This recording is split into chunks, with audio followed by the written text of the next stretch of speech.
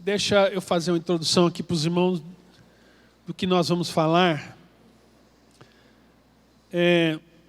Dizem que o bom pregador não é aquele que fala coisas difíceis. Tem muitos pastores que pegam coisas simples da Bíblia e transmite ela de forma assim bem erudita, complicada, para demonstrar sabedoria, inteligência, mas as pessoas no final acabam não entendendo o que foi dito. Foi muito lindo, um show de sabedoria, mas muitas pessoas não entendem.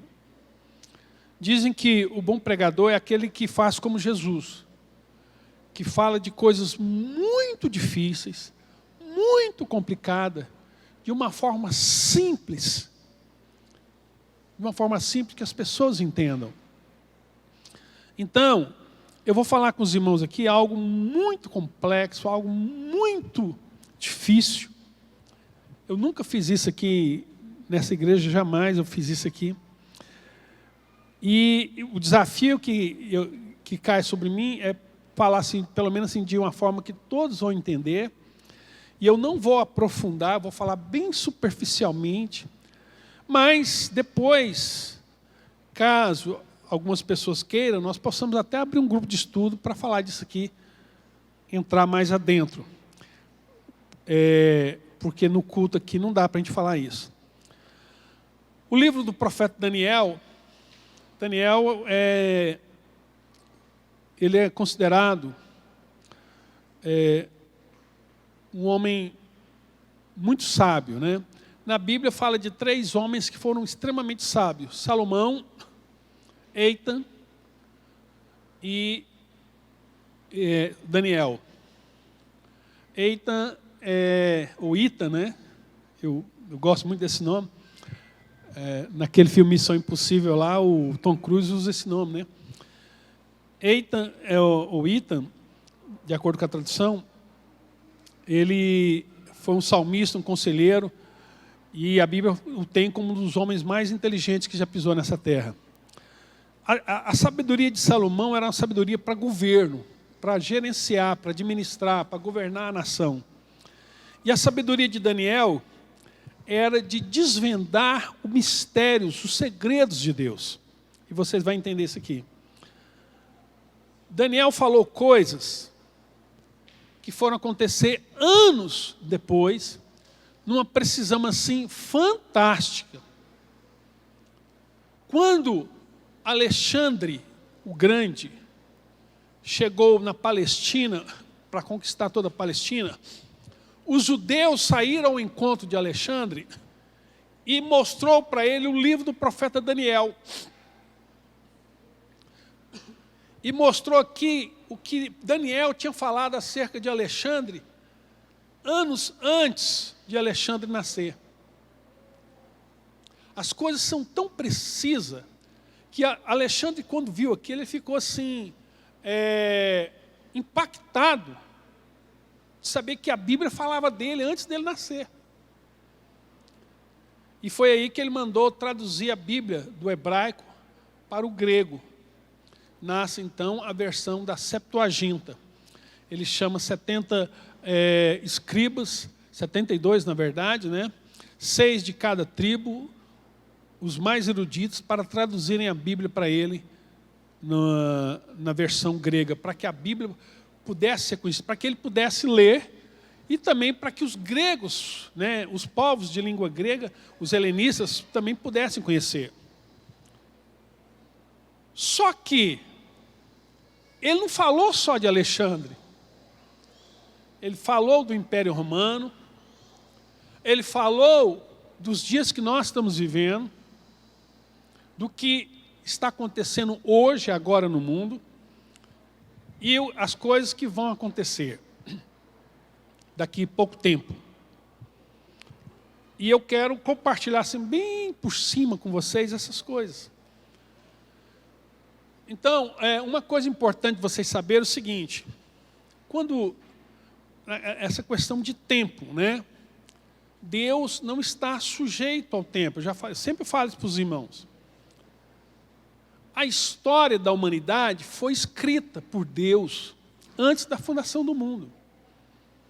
Então, tudo que para nós é futuro, que ainda coisas que nem existem, coisas que ainda vão acontecer, como Deus escreveu essas coisas, e Deus está fora, aquilo que para nós é futuro, para Deus é passado. Você consegue perceber isso? As coisas que não aconteceu ainda e que vão acontecer porque Deus determinou assim. Deus escreveu isso. E já que as coisas vão acontecer e do jeito que Deus determinou, aquilo para ele não é, ele já viu aquilo, porque foi ele que fez aquilo. Então ele é, por isso que a Bíblia fala que aquele que era, aquele que é e aquele que há de vir. Lá em Apocalipse fala isso, né? Deus é o que era, o que é e o que há de vir. Ou seja, Deus tem o controle de todo o tempo da história. Bem, então vamos lá no capítulo 2 de Samuel, eu vou ler aqui na revista atualizada, e nós vamos ler a introdução para vocês entenderem, e do meio para diante é a parte que nos interessa, né? Assim, não é que tudo interessa, fala assim, a parte que vai chamar mais a sua atenção. Capítulo 2, esse capítulo aqui até o capítulo 7 não foi escrito em hebraico, está em aramaico. Então a Bíblia é grega e hebraica, né? Você tem o Novo Testamento no grego, no hebraico, o Velho Testamento em hebraico, o Novo em grego, mas dentro do Velho Testamento tem o livro de Daniel, o capítulo 2 ao capítulo 7, ele foi escrito em aramaico, que era a língua dos povos ali daquela região. Então aqui nós estamos na época do rei Nabucodonosor. Diz assim, no 2º ano do reinado de Nabucodonosor, teve este um sonho.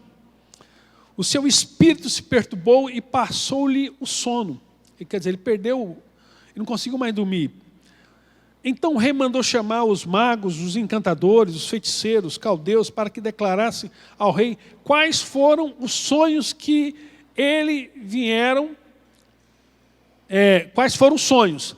Eles vieram e se apresentaram diante do rei e disse-lhes o rei, tive um sonho e para sabê-lo está perturbado o meu espírito. Os caldeus disseram ao rei em aramaico, ó rei, vive eternamente, dize o sonho aos teus servos e daremos a interpretação. Respondeu o rei e disse aos caldeus, uma coisa é certa, se não me fazer saber o sonho e a sua interpretação, sereis despedaçados e as vossas casas serão feitas monturo. Mas se me declarardes o sonho e a sua interpretação, receberá de mim dádivas, prêmios e grandes honras. Portanto, declarai-me o sonho e a sua interpretação. Então, Nabucodonosor está dizendo, cara, eu tive um sonho terrível, só que eu não lembro do sonho.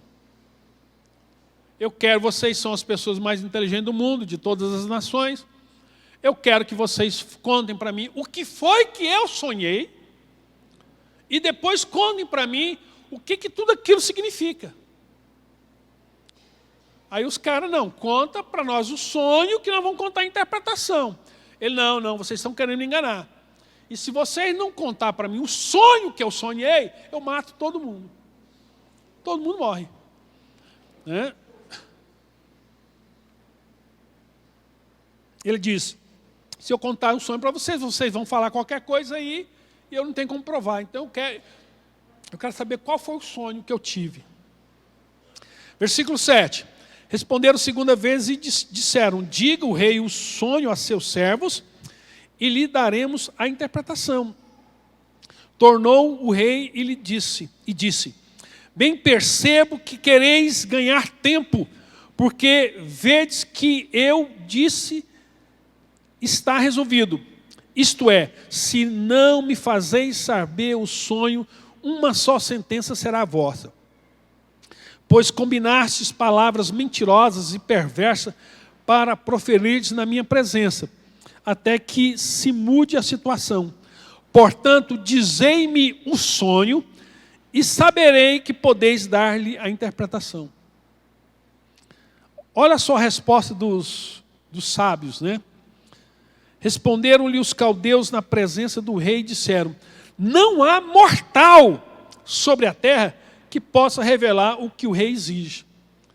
Não existe homem, não existe pessoa no universo capaz de atender o seu pedido. Você quer que a gente conte um sonho que só você teve e que nem você lembra.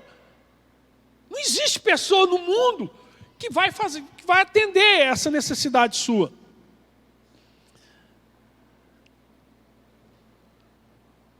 Né? Versículo 11, a coisa que o rei exige é difícil e ninguém há que possa revelar diante do rei, senão os deuses, e estes não moram com os homens. Ou seja, isso só Deus pode revelar, só os deuses. Eles eram pagãos, né? E não tem jeito de eu perguntar para Deus, porque Deus não eram todos idólatras. Ele não tem jeito de eu perguntar para Deus, porque Deus não mora aqui. Não é uma pessoa que eu vou ali na esquina, qual foi o sonho? Então, só Deus sabe que você sonhou, e Ele não mora aqui, então não tem jeito. Saiu, então, versículo 12. Então o rei muito se irou e enfureceu e ordenou que matassem a todos os sábios da Babilônia. Aqueles caras eram mantidos com o salário do governo, eles tinham, você vai ver no capítulo 1 lá, as melhores comidas, melhor escola, eram tudo bancado pelo governo, mulheres, tudo. Ele falou, então é o seguinte, eu estou gastando uma nota para manter vocês aqui, vocês não resolvem meu caso, vocês não servem para nada, manda matar todo mundo, mata todo mundo, porque eu vou sustentar essa turma de gente que eu contratei para ser meu conselheiro, e os caras,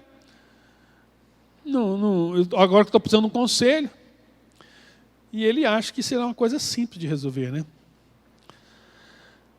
13. Saiu o decreto segundo o qual deviam ser mortos os sábios e buscaram a Daniel e os seus companheiros para que fossem mortos. Os caras foram lá prender Daniel, Misael, Ananias e Azarias para matá-los.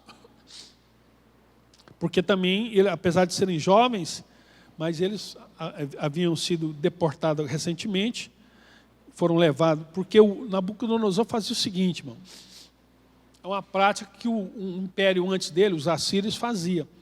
Você conquista um país, você tira daquele país as pessoas mais inteligentes, sábias e nobres, traz para perto de você, trata bem, cuida bem, dá uma vida confortável, o exército você destrói, você larga os pobres e miseráveis lá para cuidar da terra, e você pega um povo de outro país que você conquistou, manda para cá, e pega o de cá e manda para lá. Para quê? Para quebrar o nacionalismo, para quebrar as revoltas.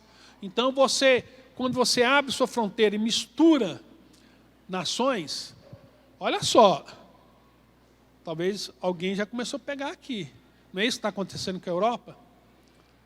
Todo mundo teve que abrir a fronteira para receber os imigrantes, e estão mudando a cultura, estão mudando completamente a cultura da nação.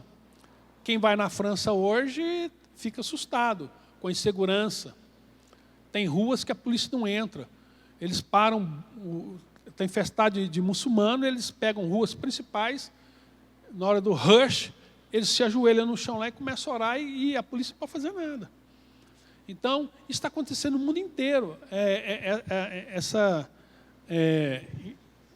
Essa tática que os assírios começaram, de você muda o povo de país, quebra a nacionalidade, o nacionalismo das nações, o paixão, o patriotismo, e bagunça tudo. Então os assírios começaram, e o Nabucodonosor fez isso. Ele pegou Daniel, que era um nobre, trouxe para a Babilônia, e esses nobres inteligentes eram cuidados, né? Os empresários. Inclusive, irmãos, um fato muito importante, o judeu, até aqui, o judeu era um cara, né, de Abraão até esse momento aqui, não era ninguém. Os judeus não eram ricos, não tinham prosperidade na vida deles. Quando eles foram levados para a Babilônia, lá eles aprenderam a negociar. Lá eles foram ensinados. Lá eles se tornaram muito ricos, a mexer com bancos. Tanto é que quando você vai ver o livro lá de Esdras, de Neemias, que eles vão voltar para Jerusalém, a maior parte do judeu não quer voltar. Não quero voltar para Israel, não. Eu prefiro ficar aqui mesmo. Por quê? Porque os caras se tornaram prósperos. Coisa que até hoje. Então eles aprenderam isso na Babilônia. A negociar, a comprar, a vender. E depois, né, em outro momento, a gente fala mais profundo sobre a Babilônia, no sentido espiritual.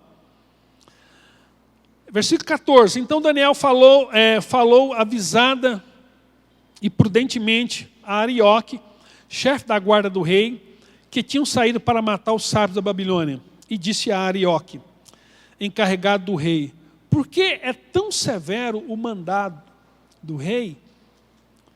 Esse mandado, né? Então Arioque explicou o caso a Daniel. Foi Daniel ter com o rei. Os sábios tinham acesso. Foi Daniel ter com o rei Nabucodonosor, o reino mais imponente que já existiu, porque Nabucodonosor ele era uma divindade, né? Ele é considerado. Você vai ver isso aí no capítulo 3, as estátuas que eram feitas em homenagem a ele, todo mundo tinha que adorá-lo.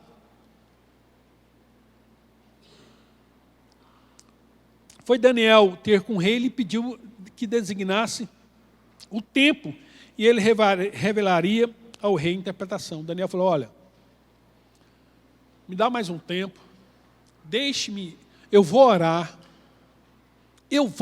ao meu Deus, e o meu Deus vai me revelar o sonho e a interpretação.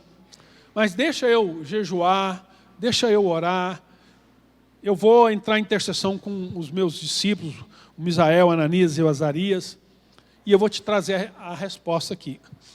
E o rei concedeu para ele, beleza, então não mata ninguém agora, espera Daniel. 17. Então Daniel foi para casa e fez saber o caso a Ananias, Misael e Azarias, seus companheiros, para que pedissem misericórdia ao Deus do céu sobre este mistério, a fim de que Daniel e seus companheiros não perecessem com o resto dos sábios da Babilônia. Vai morrer todo mundo, os santos com o pecador, quando vem a perseguição, morrem todos. 19. Então foi revelado, olha só, então foi revelado o mistério a Daniel numa visão. Olha o que Deus fez. O sonho que teve Nabucodonosor, Deus faz com que Daniel também sonhe e vê. Ele está falando uma visão de noite. Daniel bendisse o Deus do céu. Disse Daniel, seja bendito o nome de Deus de eternidade em eternidade, porque dele é a sabedoria e o poder. Agora presta atenção no versículo 21. Presta atenção no que está escrito. É ele, Deus, quem muda o tempo e estações, remove reis e estabelece reis. É ele, é Deus. As eleições já está em qualquer país, em qualquer lugar, em qualquer tempo. A Bíblia diz, é Deus que coloca e é Deus que tira. E ele diz, remove reis, estabelece reis. Ele dá sabedoria aos sábios e entendimento aos inteligentes. Quer dizer, é ele que faz a pessoa ser sábio, inteligente, é ele que dá essa sabedoria. Ele revela o profundo e o escondido. Conhece o que está em trevas. E com ele mora a luz. Então não tem nada que possa ser ocultado de Deus, que Deus conhece todas as coisas. A ti, ó Deus de meus pais, eu te rendo graças e te louvo, porque me deste sabedoria e poder, agora me fizeste saber o que te pedimos, porque nos fizeste saber este caso do rei. Ele está glorificando, adorando a Deus, porque Deus ouviu a oração dele, ouviu o clamor. Olha o poder da intercessão. O livro de Daniel é um livro fantástico de intercessão. Capítulo 9, então, você vai ver a intercessão, como é que funciona a intercessão no mundo espiritual. Algumas irmãs da igreja estão reunindo aqui na quarta-feira, né, com um grupo de intercessão, para vir orar aqui. O poder da intercessão. Deus dá para o cara um sonho que o outro cara teve, E dá mais, ainda dá explicação de tudo. Daniel está aqui maravilhado, que até ele está maravilhado com as coisas que Deus fez com ele. Versículo 24. Por isso Daniel foi ter com Arioque, o qual o rei tinha construído para exterminar os sábios da Babilônia. Entrou e lhe disse: não mates os sábios da Babilônia. Introduz-me na presença do rei e revelarei ao rei a interpretação. Então Arioque depressa introduziu Daniel na presença do rei e lhe disse: achei um dentre os filhos dos cativos de Judá, o qual revelará ao rei a interpretação. Respondeu o rei e disse a Daniel, cujo nome era Beltsazar, o nome babilônico dele, né? Podes tu fazer-me saber o que vi no sonho e a sua interpretação? Você pode. Respondeu Daniel na presença do rei: o mistério que o rei exige, nem encantadores, nem magos, nem astrólogos podem revelar ao rei. Ninguém pode. Mas há um Deus no céu, o qual revela os mistérios, pois fez saber ao rei Nabucodonosor o que há de ser nos últimos dias. Então Deus está usando um homem ímpio e dá para ele uma visão de tempo de milhares de anos, mais de 2.000 anos, né? Quase 3.000 aí, as coisas que aconteceram nesse período todo, desde aquele dia que eles estavam vivendo até os últimos dias.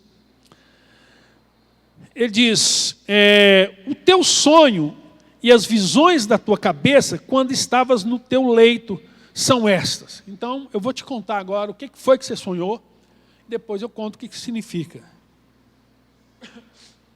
Estando tu, ó rei, no teu leito, surgiram-te pensamentos a respeito do que há de ser depois disto. Aquele, pois, que revela mistérios, te revelou o que há de ser. E a mim foi revelado este mistério, não porque haja em mim mais sabedoria do que em todos os viventes. Olha a humildade dele. Eu vou contar para você o que você sonhou, vou dar a interpretação, e não é porque eu sou mais inteligente do que os outros. A própria Bíblia diz que ele era. Ele era mais inteligente do que todos. Né? Ele era mais sábio do que todos. E ele está dizendo, mas o motivo que Deus me deu isso mas para que a interpretação se fizesse saber ao rei, e para que entendesses as cogitações da tua mente. Vamos lá, agora vai, o versículo 31, ele vai contar o sonho. Tu, ó rei, estava vendo, e eis aqui uma grande estátua. Ele já está contando o sonho. Uma grande estátua, essa que era imensa e de extraordinário esplendor. Estava em pé diante de ti, e a sua aparência era terrível. A cabeça era de fino ouro. Então essa estátua ela tinha uma cabeça de ouro puríssimo. Ouro fino.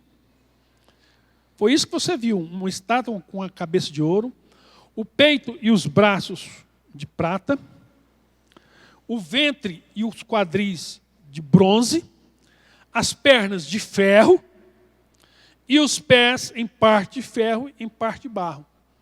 Então aqui ele está falando do que foi que ele viu.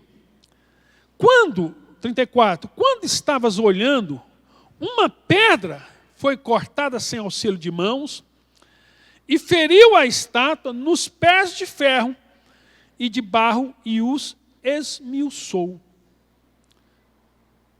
Então foram juntamente esmiuçados o ferro, o barro, o bronze, a prata, o ouro, os quais fizeram como palha das eiras no estio. E o vento os levou, e deles não se viram mais vestígios. Mas a pedra que feriu a estátua se tornou uma grande montanha que encheu toda a terra. Este é o sonho e também a interpretação. Então, só para não acumular muita informação, projeta a estátua para nós aí. Para vocês verem lá. Então a estátua, cabeça de ouro, o tronco de prata, a barriga e o quadril de bronze, as pernas de ferro. Preste atenção nos pés. Os pés chamam toda a nossa atenção. Os pés é a continuação desse reino aqui, só que de uma forma diferente. É ferro misturado com barro. Então aqui, na verdade, são 4 impérios que ele está falando, 4 reinos que vão surgir. Então, pode deixar fixo aí, vamos ler a Bíblia, versículo 36. Não dá para ler com isso aí, né? Então, tira aí um pouquinho, depois nós vamos voltar aí. Versículo 37. Tu, ó reis, Rei de reis, a quem Deus do céu conferiu o reino, o poder, a força e a glória. Você é o maior imperador que o mundo já viu. Nenhum império vai ser tão glorioso como o seu. 38. A cujas mãos foram entregues os filhos dos homens, onde quer que eles habitem, os animais do campo e das aves do céu, para que dominasse sobre todos eles. Tu és a cabeça de ouro. Então, a cabeça de ouro é o reino da Babilônia. Tinha havido outro reino antes, que era o da Síria, mas Daniel está contando a partir do dia que ele está vivendo. Ele falando para Nabucodonosor, olha, o seu reino é o reino mais glorioso que já existiu. Você é a cabeça de ouro. Nenhum reino vai ser igual ao seu. 39. Depois de ti, quer dizer, o seu reino vai passar. Depois de ti, se levantará outro reino inferior ao teu. Né? Porque o ouro é mais valioso que a prata, né? E o terceiro reino de bronze, o qual terá domínio sobre toda a terra. Então vai vir um reino de prata, depois vai vir um reino de bronze, e depois vai vir um reino de ferro, 40. O quarto reino será forte como o ferro, pois o ferro a tudo quebra, esmiuça, como o ferro quebra todas as coisas, assim ele fará em pedaços e esmiuçará. Quanto ao que viste dos pés... Não, então pausa aí, né? Vamos voltar para a estátua. Então, quando você estuda história, você vê que o Império Persa, né, Medo-Persa, derruba o Império Babilônico e se transforma o reino persa, que vai... joga para nós primeiro a imagem do reino onde que atingiu o reinado da Babilônia, né? Então pega aqui, ó, pega o Iraque, não pega o Irã, a Babilônia é o atual Iraque, né? Aqui é a Babilônia, pega parte da Turquia, pega a Palestina toda e pega o Egito. Esse foi o Império Babilônio. Ele é derrubado pelo Império Medo-Persa, né? Que é onde é o Irã hoje. O Irã foi um grande império, o Império Persa, junto com os medos que estavam sob o domínio da Babilônia, e eles derrubam esse império e vai formar o Império Persa. Joga para nós o Império Persa, só para vocês terem uma noção. Então, ali, ó, ele pega toda essa região ali, você vê que ele chega perto da Índia, né? Pega o Paquistão aqui, pega o Irã, o Iraque, a Síria, né? Vem aqui um pouco do deserto da Arábia, pega o Egito, a Galileia, perdão, a Judéia, né?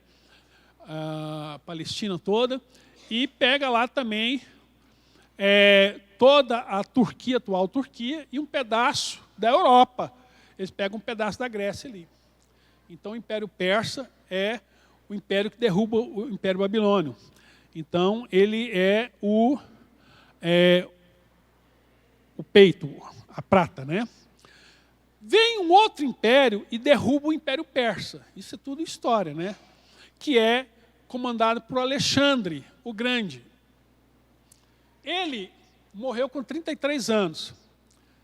Eu creio que se ele não tivesse morrido, ele tinha conquistado até a Índia. Ele chegou até aqui. Quando ele ia conquistar a Índia, ele teve que voltar para socorrer aqui. Engraçado que aí ele pega tudo que eles pegaram, né, junto com a Grécia, pega o sul da Itália, pega a França, a região do Mediterrâneo, a França e a Espanha, aqui ele pega o Egito, pega a Líbia. Então, o Império Alexandre é considerado o maior general da história. É o cara mais estudado pelo exército no mundo inteiro. Todo o exército, o próprio Júlio César, que vai vir depois dele, idolatrava Alexandre, porque Alexandre era o cara, assim, fora da média, a inteligência dele, tudo. Então, ele é a barriga e o quadril de bronze. É interessante que lá no capítulo 7, Daniel vai explicar tudo isso aqui com mais detalhes. Daniel fala que o Império grego, ele é comparado a um leopardo com 4 asas e 4 cabeças, porque Alexandre vai dividir o reino dele com seus 4 generais, ok? Mas nós não vamos entrar nisso. Depois que derruba o Império grego, surge então o Império Romano. O Império Romano surge e ele não vai até lá na Eurásia toda, né? Mas ele se concentra na Europa. Pega Portugal, Espanha, França, Alemanha, pedaços ali da Polônia, chegam na Irlanda, em Londres, lá no Reino Unido. Eles pegam toda essa região, descendo aqui a costa do Mediterrâneo, né? Os gregos, a atual Turquia, passa pela Palestina, vem para o Egito, pega Alexandria, que foi fundado por Alexandre. Então, toda a costa do Mediterrâneo, né? Do Egito, a Líbia, pega tudo isso aqui, Marrocos. É a Europa, né? Pegando parte da Ásia e da África. Mas o Império Romano foi o maior império que houve. E a Bíblia... Engraçado que na estátua, o Império Romano é representado por as pernas de ferro. Porque exatamente depois ela vai... Constantino vai transferir a capital para Constantinopla, né? Atual Istambul, na Turquia. Então fica uma sede em Roma, outra sede no Oriente, lá em Constantinopla. Então, 2 impérios. Até que cai o Império. Roma cai na mão dos bárbaros e Constantinopla é derrotada aí pelos árabes e cai também. Então acaba o Império Romano. Então são 4 reinos. Tudo que eu falei para vocês aqui foi uma introdução, mas agora o final, que eu quero falar para os irmãos dos pés. Tudo isso aqui já passou. Tudo isso aqui já passou. Isso aqui está acontecendo hoje. Isso aqui é uma continuação do Império Romano, só que bem mais fraco. Mas tem força, tem ferro e tem barro. Preste atenção nos pés, que é a parte que envolve os dias atuais. Ele diz assim, versículo 41, vamos voltar ao versículo 41. Quanto ao que viste dos pés e dos artelhos, em parte de barro de oleiro e em parte de ferro, será um reino dividido. Então já é um 5º reino.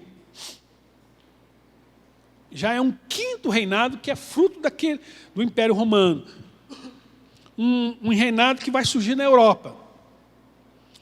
Ele diz, será um reino dividido, contudo haverá nele alguma coisa de firmeza, do ferro, pois o que viste o ferro misturado com barro de lodo. Como os artelhos dos pés eram de parte ferro e em parte barro, assim por parte o reino será forte e outra será frágil. Por que é forte e frágil? Porque a Europa toda a vida dominou o mundo. É forte. Mas tem uns problemas sérios. Alemão não gosta de inglês, alemão não gosta de francês historicamente e vice-versa. Ucraniano não gosta de russo. Ali português, Portugal e Espanha tem as suas diferenças. O francês, ninguém gosta dele. Então tem os ingleses que também não gostam de alemão, não gostam de francês. Então se toleram, né? Então você junta por conveniência. Esse reino já existe hoje, chama-se União Europeia. Você sabia que cada país da Europa tem o seu deputados, senadores, tudinho? Mas todos eles estão debaixo de um outro parlamento, chamado Parlamento Europeu, que é quem manda. Ninguém sabe como é que se escolhe esses representantes, e eles com sede em Bruxelas, que lá eles decidem as coisas e obrigam os outros países a fazer, querendo ou não. E esse foi o motivo da causa do Brexit, ou seja, a saída da Inglaterra, porque é o seguinte, eles decidem lá coisas que você não concorda e você tem que aceitar. Eu lembro que eles queriam mudar as leis de trânsito da Inglaterra para que eles não pudessem dirigir mais pelo lado esquerdo e fosse como nós do lado direito. Quiseram tirar a moeda, a libra, e colocar o euro. E os ingleses não quiseram, até foram interferência até os ingleses sair. A Inglaterra, ela está manipulando o mundo aqui no Brasil hoje. Eles querem falar como é que nós devemos produzir, eles querem falar o que nós vamos vender, o que nós vamos comprar. Eles estão tomando conta e decidindo essas coisas. O primeiro-ministro da Índia, semana passada, deu uma entrevista e falou, a Europa tem que entender o seguinte, que essas leis dele ficam para lá, que não vem meter o bedelho aqui na Índia. A China também reclamou a mesma coisa. E aqui no Brasil nós também temos essa questão. Eles estão intrometendo demais em coisas que é nossa. E aí você fala, pastor, mas eles não vão fazer isso. Irmãos, a pandemia veio aí para provar que o governo quiser, ele fecha tudo e faz do jeito que ele quer. Eles mandam. Eu até separei duas imagens que eu vi essa semana, para vocês verem o que está acontecendo hoje na Europa. Né? Pode jogar a primeira imagem aí, Guilherme. Olha aí. Hoje na Suíça, como está faltando gás na Europa, por causa da guerra da Ucrânia, o que os países estão fazendo? Limitando o seu uso de gás, para você economizar energia. Se o seu vizinho aquece a casa a mais de 19 graus, quantos graus estão aqui nesse momento? O ar está 23, né? O nosso ar sempre é 23. Está frio? Está 21. Está frio, né? Então sobe para 23, eu sempre deixo 23. Então é o seguinte, lá você não pode colocar 21, você está achando frio 21. Na Suíça agora foi proibido. Você só pode colocar 19 graus. No inverno que vai vir agora, você não pode, se você quiser, você usa coberta, roupa, tudo, mas você não pode colocar o seu aquecedor com mais de 19 graus Celsius. Se você vê que o seu vizinho está usando, recompensa de 200 francos para delatar seu vizinho por tentar aquecer a sua casa. Conta para nós se o seu vizinho está usando mais de 19 graus na casa dele, nós vamos te dar 200 francos de presente, porque você denunciou, jogando o povo tudo um contra o outro. Isso está acontecendo. Olha o próximo post que saiu essa semana no The Guardian, que eu separei para os irmãos aí. Ali, pegar a parte azul ali, né? O que eu disse semana passada, que um dia você ia acordar e descobrir que a Autoridade Climática Nacional te proibiu de ter mais filhos porque você extrapolou a cota individual de emissão de carbono e não tem dinheiro para comprar créditos extra da BR Foods. Então, o que eles estão falando aí? O que a revista está dizendo aí? Pegadas está lá no topo, lá, né, de vermelho, lá está pequeno, não sei se dá para você ver lá, carbono footprints, pegadas de carbono.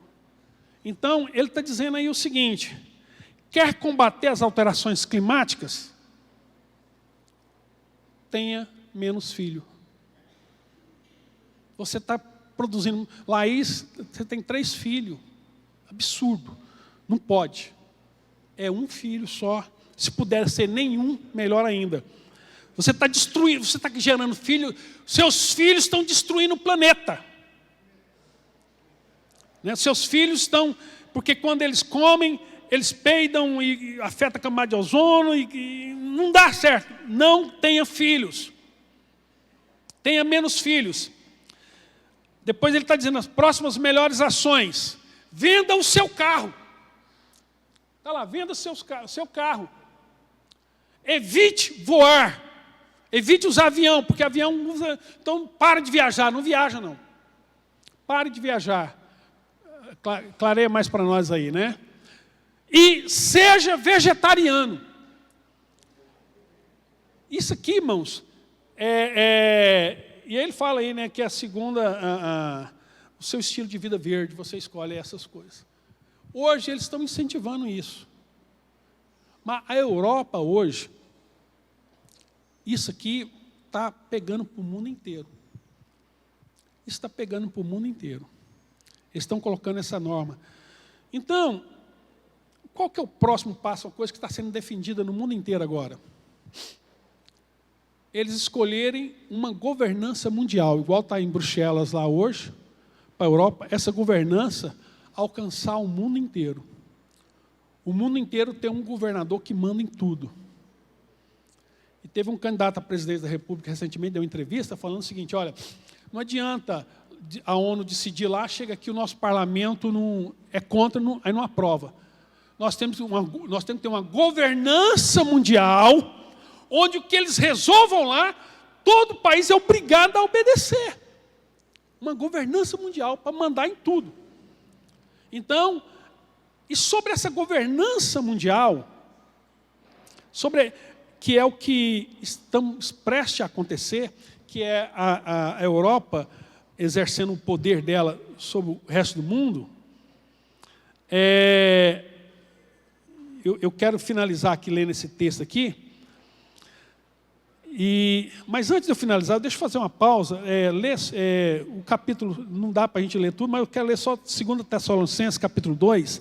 Depois nós vamos voltar aqui só para a gente ver como é que vai... esse cara, quem que é esse cara? Esse cara que assumiu o governo agora, ele é a personificação do homem da iniquidade. É o que a Bíblia chama de o anticristo. Né? Diz aí, 2 Tessalonicenses, capítulo número 2. Irmãos, no que diz respeito à vinda do nosso Senhor Jesus Cristo, olha só.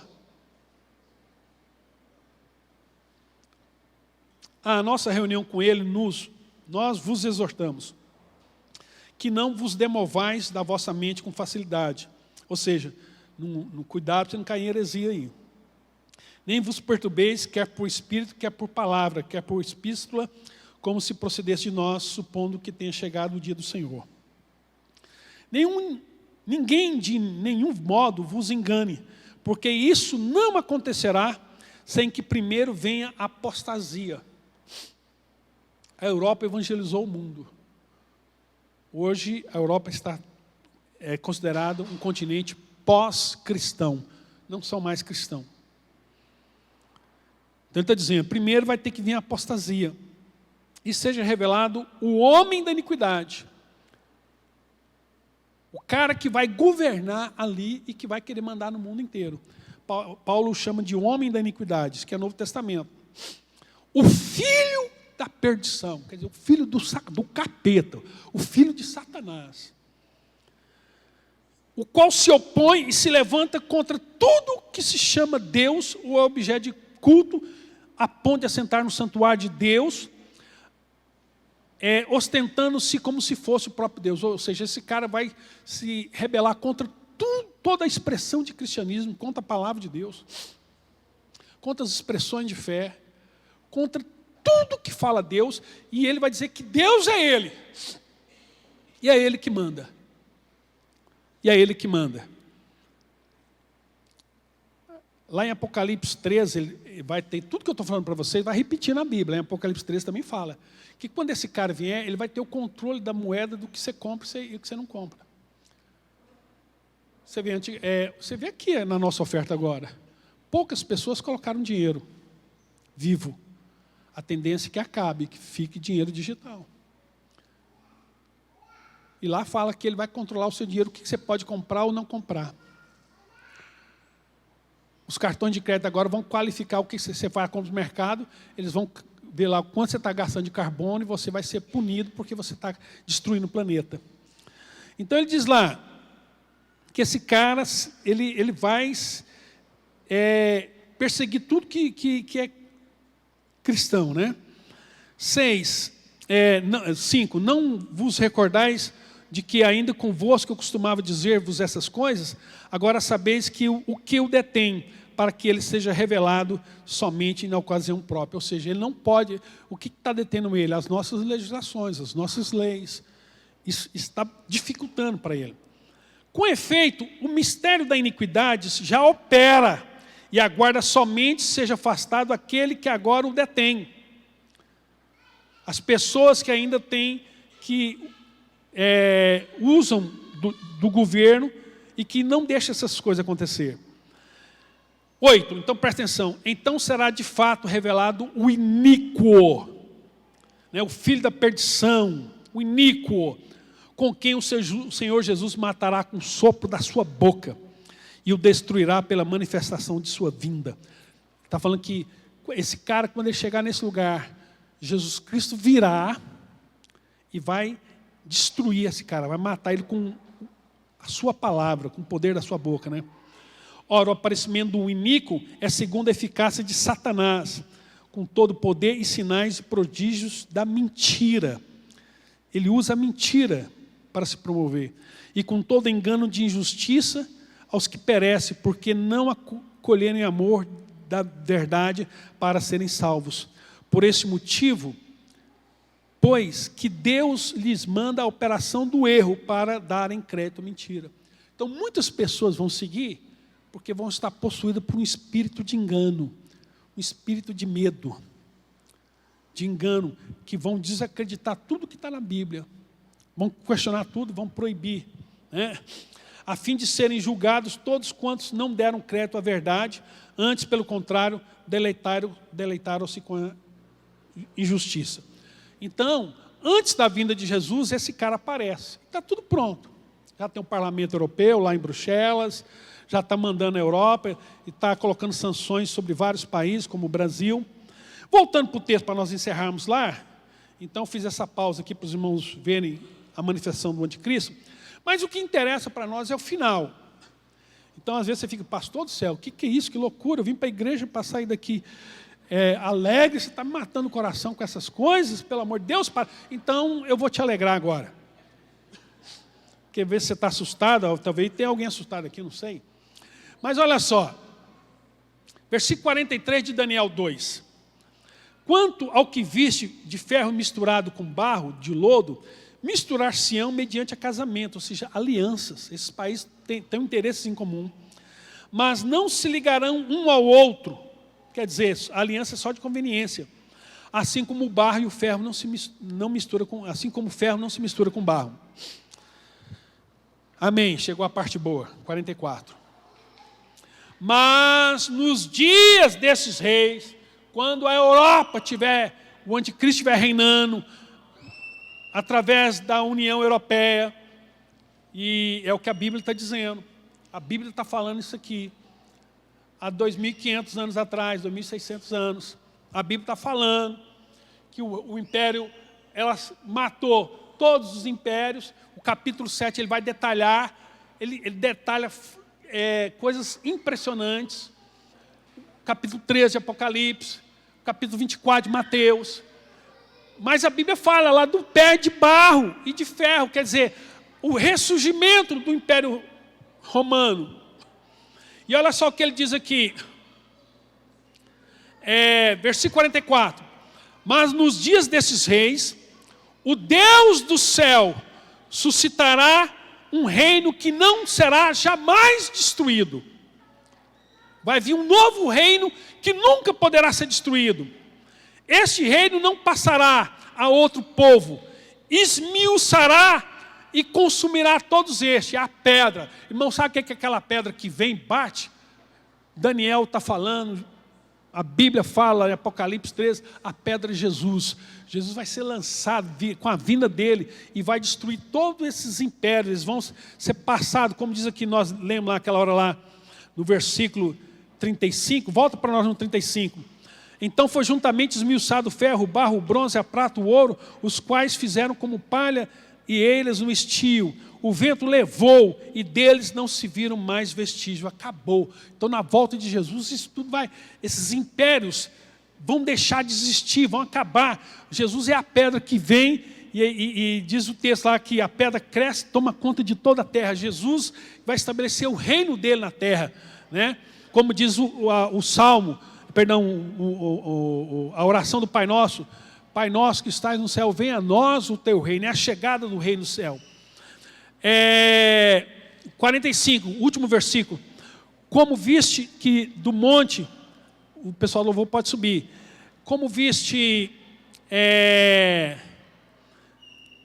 que do monte foi cortada uma pedra sem auxílio de mãos, e ela esmiuçou o ferro, o bronze, o barro, a prata e o ouro, o grande Deus fez saber ao rei o que há de ser futuramente. Certo é o sonho e fiel é a interpretação. Daniel falou, isso vai acontecer. Tudo aconteceu até agora, até a união da Europa agora. Agora vai ser levantado o anticristo e logo após Jesus vem. Então deixa eu falar um negócio assim, na boa para os irmãos. Júlio falando. Eu creio que a maioria de vocês aqui vão ver um dia, vão escutar um barulho ensurdecedor. Todo mundo vai olhar para a rua, o que está acontecendo? Vão ver o céu aberto e o Filho de Deus voltando com poder e glória. Com poder e glória. Eu quero ler só mais um versículo para nós, Apocalipse 19, só para poder falar isso para os irmãos, que é a esperança nossa. Isso aqui é Apocalipse 19, olha só o que diz o texto aqui, fantástico para nós encerrarmos.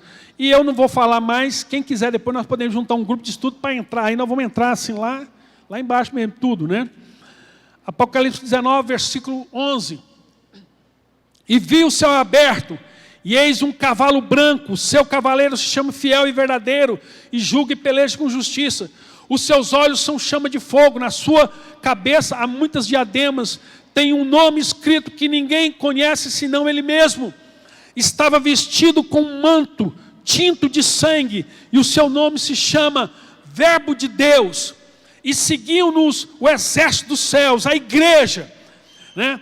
Montada em cavalos brancos, com vestidura de linho finíssimo, branco e puro, a igreja santa, os que permaneceram santos, reservados para o Senhor.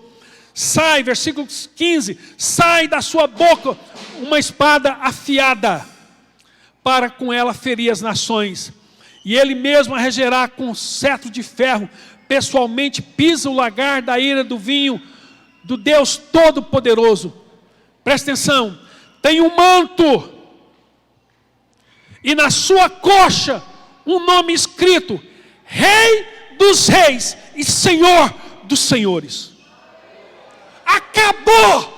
O mundo agora pertence ao nosso Deus, e Ele vai reinar eternamente com a sua igreja.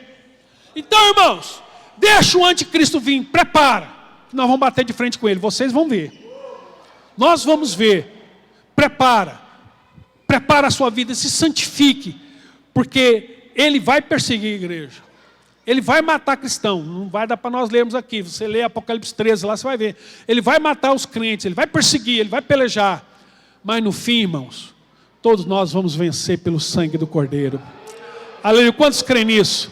Quantos esperam a volta do Senhor Jesus? Ele voltando, Ele abrindo os céus, rasgando as nuvens, trazendo consigo a sua igreja, arrebatando a sua igreja, e nós vamos morar para sempre com o Senhor, de eternidade em eternidade, o reino que jamais terá fim. Ele é a pedra que vai ser julgada e vai arrebentar com tudo, e vai desperdiçar tudo, né? Vai acabar com tudo. Tudo. É maravilhoso. Olha o versículo, encerrando o versículo 20. Mas a besta foi aprisionada, com ela o falso profeta, e os sinais, com os sinais feitos diante dela, seduziu aqueles que receberam a marca da besta. Eram adoradores da sua imagem. Os dois foram lançados vivos dentro do lago de fogo que arde com enxofre. Os restantes foram mortos pela espada que saía da sua boca, daqueles que estavam montados no cavalo, né? Jesus voltará.